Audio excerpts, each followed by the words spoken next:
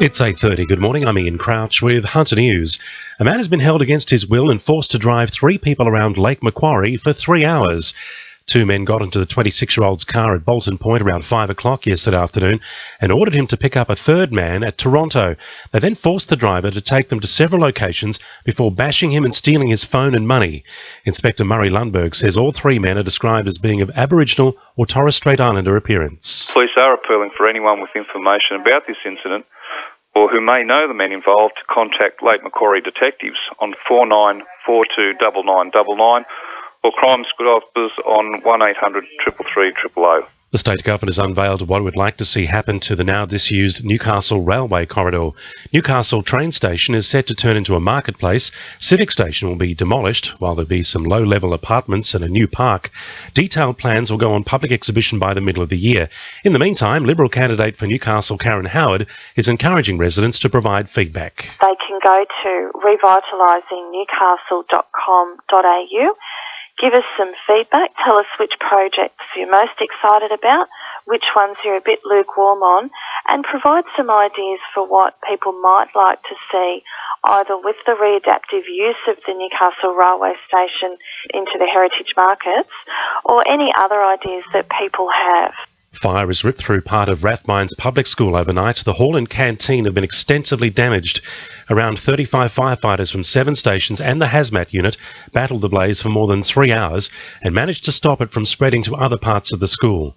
Police are treating the fire as suspicious and believe it was deliberately lit. Business groups say the decision not to allow Newcastle Show Day to be a public holiday is a win for common sense. The Hunter Business Chamber says the move would have cost their members up to $200,000 in wages costs. However, Lord Mayor Nuatali Nelms says the decision goes against the community's wishes. I've been proactive since my time as Mayor and received overwhelming community support. We asked for community submissions, and the majority of the submissions supported having a public holiday. And I think that this Liberal government, like Campbell Newman's government, is out of touch with the community and out of touch with what Novocastrians want. Hunter seniors and their carers and families are being invited to a free information session this morning to learn about how they can take up a home care package. The government made changes to home care packages in 2013 to allow them to be more flexible and provide tailored in-home services to older people.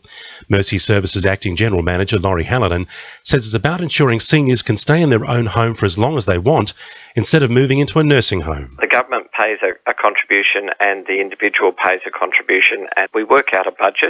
So depending on what services they want, that determines how much money the client will have to pay. So under the old packages, people used to think that they had to pay 17.5% of their pension, and that's not necessarily the case these days.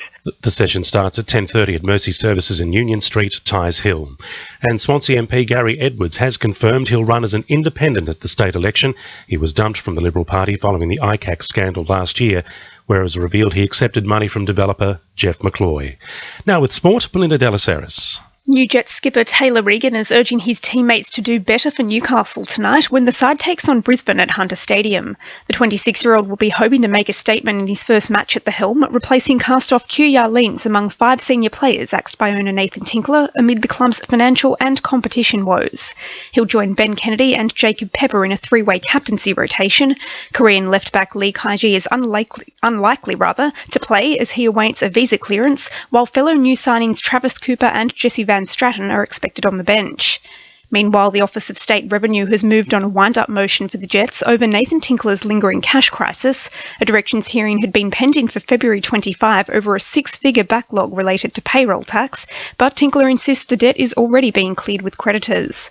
And Maitland will be looking to return to the winner's circle when they face Stonebridge in the final Hunter River Golf A-grade pennant fixtures this Sunday.